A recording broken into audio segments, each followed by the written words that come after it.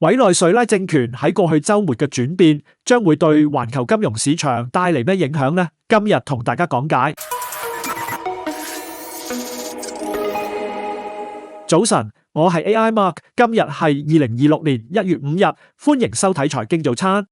喺過去嘅週末，消息指美國閃電帶走咗委內瑞拉總統馬杜羅，美國總統特朗普隨即宣布將可能暫時接管委內瑞拉，直至當地政權穩定。呢個消息導致今日亞洲開市後，金價顯著上揚，重返4400美元心理關口之上，報4402美元。此外，美匯指數亦有所回升，重返98.50點以上。而紐約期油價格就穩定喺57.62美元，冇顯示出異動。今次委內瑞拉事件將會點樣影響環球金融市場呢？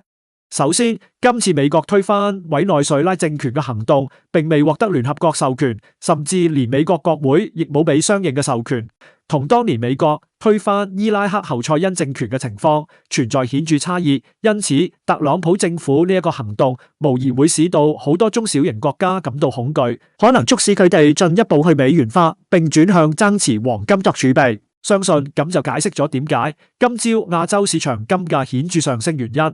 其次，事件對油價嘅影響仍需取決於委內瑞拉未來新政權係咪會全面配合美國嘅策略。委內瑞拉擁有全球探明嘅最大石油儲量，市場普遍關注，如果美國能同加拿大、墨西哥同委內瑞拉結成同一陣線，將可以輕易操控油價。為咗緩解美國而家嘅高通脹同經濟壓力，市場亦關注特朗普政府係咪有意將油價推低。不過呢一切仍需取決於美國係咪具備影響委內瑞拉新政權意向嘅能力，亦解釋咗點解今朝亞洲市場紐約期油冇多大變化原因。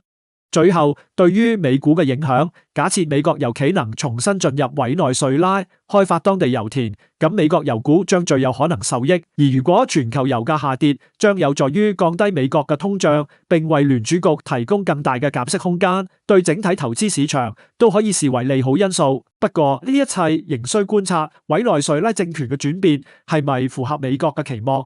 好啦，今日時間差唔多，我哋聽日再見。